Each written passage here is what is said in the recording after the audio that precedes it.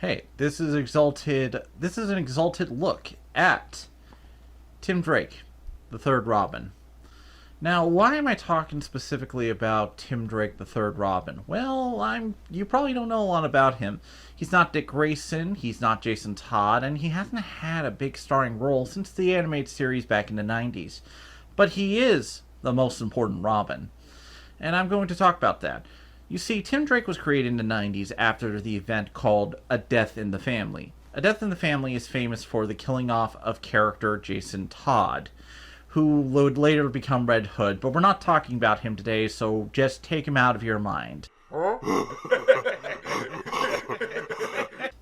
What happened was, in the aftermath of it, they wanted to create a new Robin who wouldn't have the flaws of previous Robins.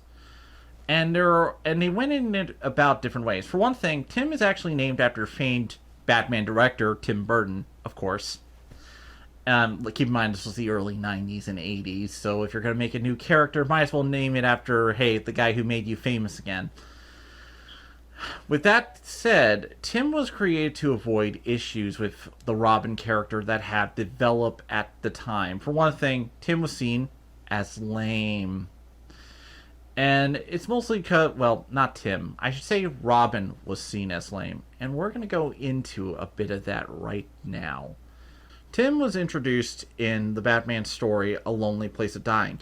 Now, he did show up in Batman Year 3, but he wasn't a major part of it, being a retelling of the origin of the original Robin. Tim Drake was actually introduced in this story. And I'm going to tell you why he ended up being very special. You see, the thing about Tim is that they decided to avoid a lot of cliches with Robins at this point. For one thing, he wasn't an acrobat. He was smart. He wasn't physical. He was a detective like Batman. The first thing he did to establish his credentials, and admittedly, some people have a problem with this because it's a kid finding out, but this is what he did, was he figured out who Batman and Robin were. Now, in his case, he had special circumstances for that, but that's what he did. He figured out who Batman and Robin was. At the time, Batman was going into a darker place, a darker phase of the character, where he was basically acting as a lone wolf, a gritty urban vigilante who was mad and needed to be lightened up. I know some people are like, Batman needs to be the darkest character ever, and it's like, look, that gets boring. He has to keep selling comics month after month. You can only do that for so long. But anyway, he was introduced as the concept of the new Robin, who wanted to make sure Batman stayed on track. He felt that Batman was going away from his mission statement, and so he decided to become the new Robin.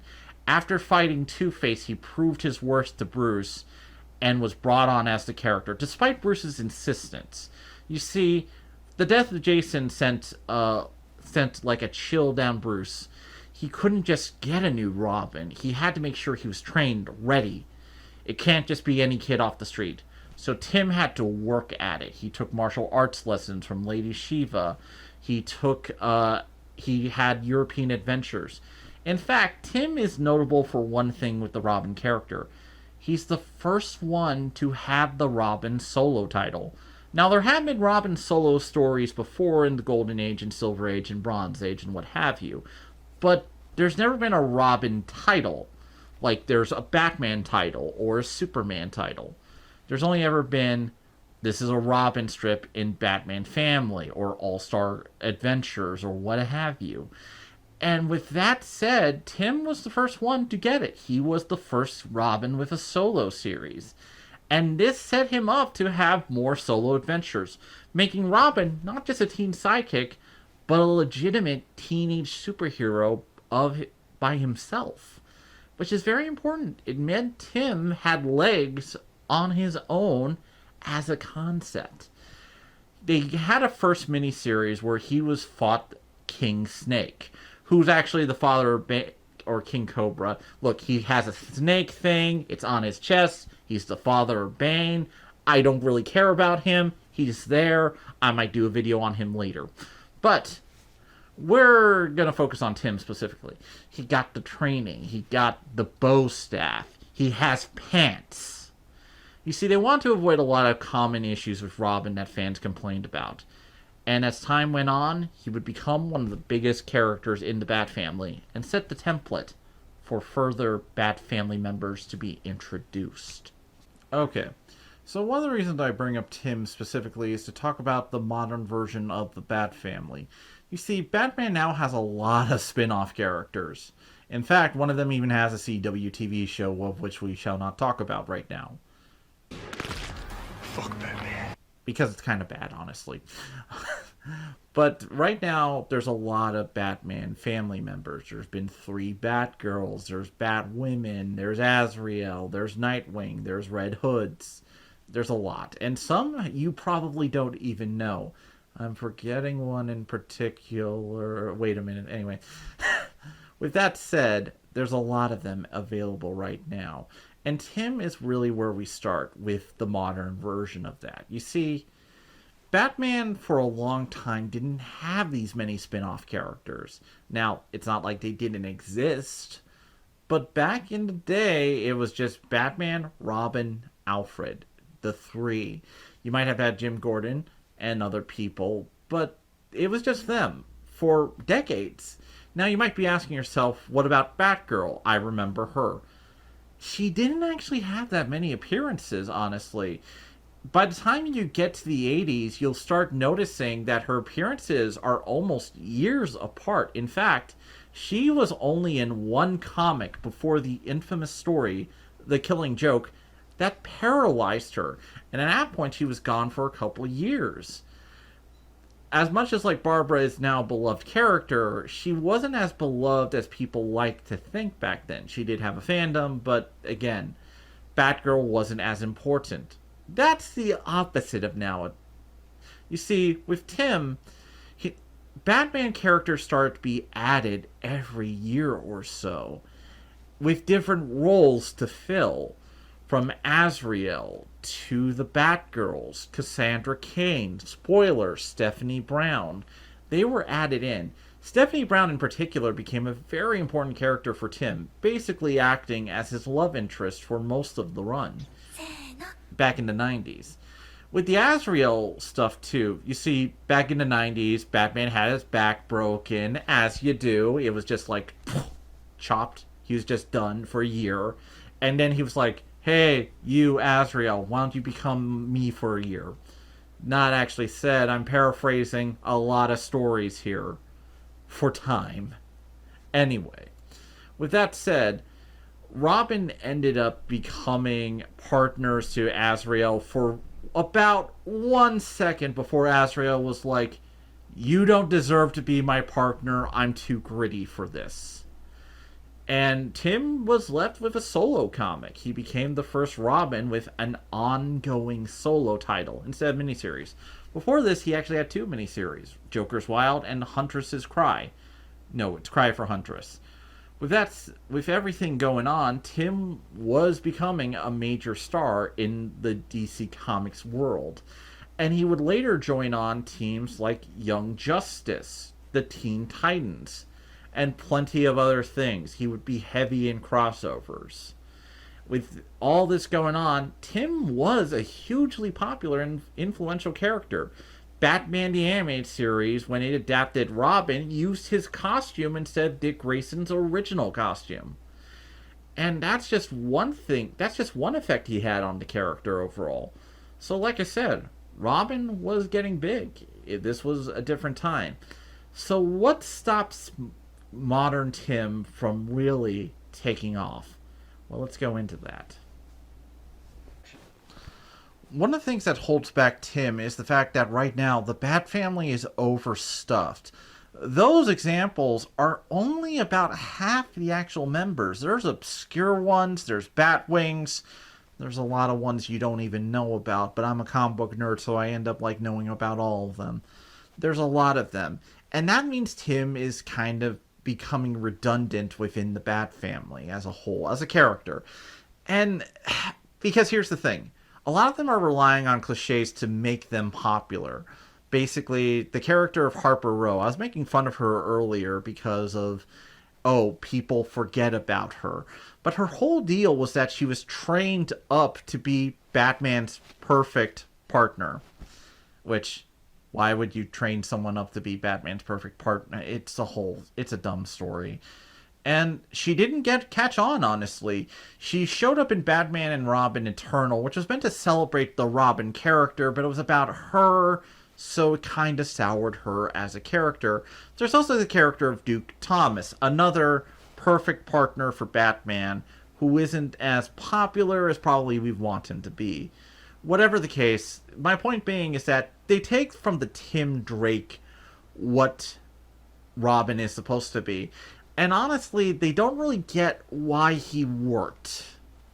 So what made Tim work compared to them? Well, the reason Tim Drake works is because the character wants to be Robin by his own choice.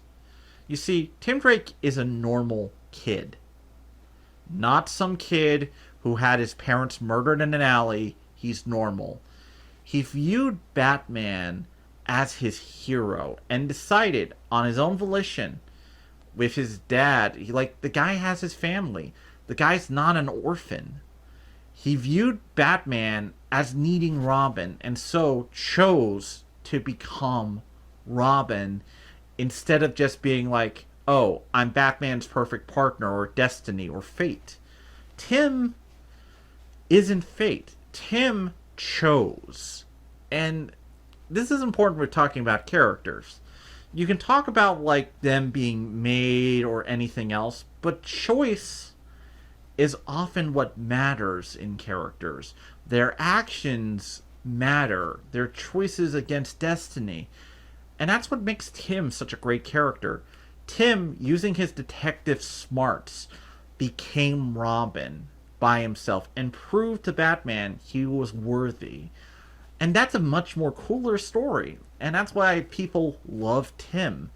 But Tim ended up going through some tortuous history because, again, they keep adding people and making others redundant.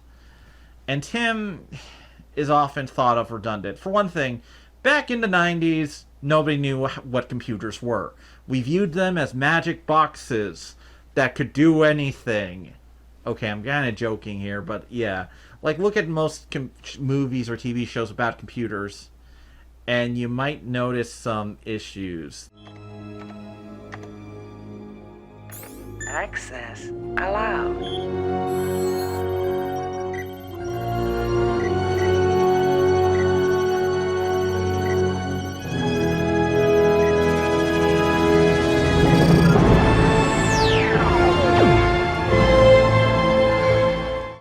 With how overstuffed the Bat family is, Tim Drake ends up being redundant. And with computer technology, everybody wants to be good at computers and that's kind of his thing. In fact, it's also Oracle's thing. That's what happened to Barbara Gordon after she got paralyzed. Again, redundancy is a key issue here. There's not a lot of roles you can fill. Especially with Jason Todd back, he kind of fills now the niche of, I'm the bad boy Batman character. Huntress and Batwoman fill in the tough-as-nails female older character. Again, a lot of roles are kind of being filled up, and Tim is often pushed out, especially with the introduction of Damian Wayne, the son of Batman, who is basically more darker, edgy Robin. Again, this is pushing Tim out. And that's not good because there are a lot of reasons to look at how Tim is unique. And DC has took this away from him with some stories. For one, Tim had a single father who got married, meaning Tim had parents who were there for him. Tim went to high school. He was a normal dude. He didn't also want to be Robin all the time. In fact, he looked at eventually retiring as a character. Again, different character. And he was meant for something very different. The original plan for Tim Drake in the comics by his creator, Chuck Dixon, and Chuck wrote a majority of the original Robin series, was that Tim Drake would eventually become the character Blue Beetle. Blue Beetle has his own legacy and is interesting to talk about. But plans changed with Blue Beetle very hard in the early 2000s. So Tim was not going to become Blue Beetle. Instead, Tim was given a storyline, and this is the first derailing storyline for him. You see, the story was about how Tim couldn't be Robin anymore, so Stephanie Brown, his girlfriend, spoiler, took his place. And then a bad crossover called War Games happened that I'm going to skip over. That took her off the board entirely for a couple of years. It killed her off, but she was later revealed to come back to life.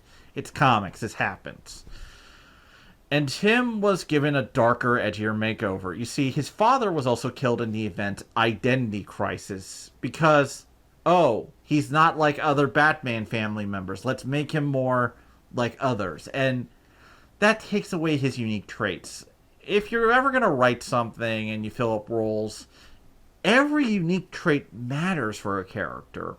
So now Tim was like every other Robin. He was still the smart dude, but he was like everyone else. Then Damian Wayne showed up, beat him, and he got ousted as Robin. Batman also died in Final Crisis, which, comics, he didn't actually die. And then he ended up taking on the mantle of Red Robin. Yes, you're all allowed to make that joke now. Yum. We're gonna move on. His name is Red Robin now. With Red Robin, it ended up becoming a different identity, though. Though, this is actually a good period for Tim. The stories are actually very strong for him. For one, during this period, he ended up fighting Ra's al Ghul, and Ra's al Ghul ended up giving him the nickname Detective, which he only reserves for Batman, proving that Tim was as worthy as Batman. Who knew, right? These are some pretty great stories, and I would actually really recommend this run if you ever want to go look back at it. Tim also had drama in the title Teen Titans. His best friend at the time, Superboy, Connor Kent, died in another crossover. He tried to clone him, bring him back to life. It was drama. Comics, it's always this fun, I promise. And these are kind of dark, derailing storylines for a character who was meant to bring light to Batman. But still, a lot of these stories actually ended up being pretty good in the long run. Not all of them are good, though I hated killing off his dad. Then, the New 52 happened.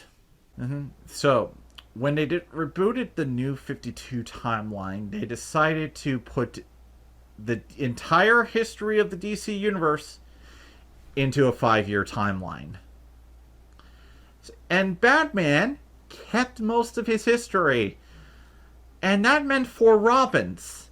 So he was going through a Robin about 1 a year. Oh God, why? And so Tim Drake was given a vastly different backstory eventually. For a while there, they kind of kept his origin the same. Then they changed it, where he was an Olympic-level athlete who got involved with the Mafia. Or the Penguin. I forget. Look, I hate this origin. So, details, I'm not gonna care. It's dumb. But anyway, he had to go into witness protection program, and his real name isn't even Tim Drake? At that point, this should be just a new character.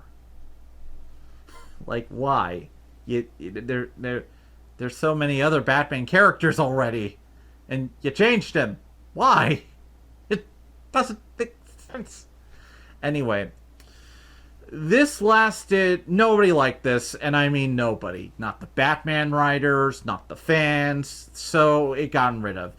And when DC Rebirth rolled around, which is an attempt to fix the New 52, basically it's a patch job. They restored Tim's original backstory with some characters and various other bits. With that said, Tim's kind of in a weird place right now. And it looks like he's going to become Robin. The New 52 also didn't treat him well in other respects. For one thing, he was Batman Beyond for a while, and I don't know why he was Batman Beyond for a while, but he was. And he has also been adapted to media. For one thing, he showed up in Batman the Animated Series as Tim Drake, who has also had the backstory of Jason Todd, so they were kind of mushed together into one character for the adaptation. He would later on become the Joker in Batman Beyond Return of the Joker, because dark twists are like that for Batman. Who knew? And Tim Drake also showed up in Young Justice as the third Robin, who took over after Jason Todd died, of course. So, that's kind of Tim Drake in a nutshell right here. But even with this bad stuff I'm talking about, Tim Drake endures as a character. Why? Because I said it. He made Robin relevant. You see, Robin was looked upon after the Adam West show. You see, comics developed this entire complex about the Adam West show, where we saw it, well, the fandom saw it as making fun of it, as an embarrassment, with all the sound effects. In fact, Watchmen didn't use sound effects in its comics because it didn't want association with the Batman TV show. An essential part of the comic medium was taken out because of its association. Isn't that wild? Imagine taking out sound because it was used in a comedy film. Like, come on. That's just insane. So again, there's many complexes, and Robin was seen as a symbol of that. Fans hated Robin when they voted to kill off Jason Todd in Death of the Family. They killed him off. Though it was close. Very close. Some say it was rigged. We don't know. It probably was rigged. Anyway, Robin became kind of pariah, but Tim Drake fixed that. And his Robin run lasted nearly 200 issues. That's nearly 20 years of content. 20 to 50, like 15 to 20. Like, he was able to maintain a solo title. He was able to become a major character. Robin could stay as a concept. And that's what Tim Drake did. And that's why people love the character. That's why he has fans. He was able to keep Robin from just staying in the 60s. And that is why Tim Drake is important.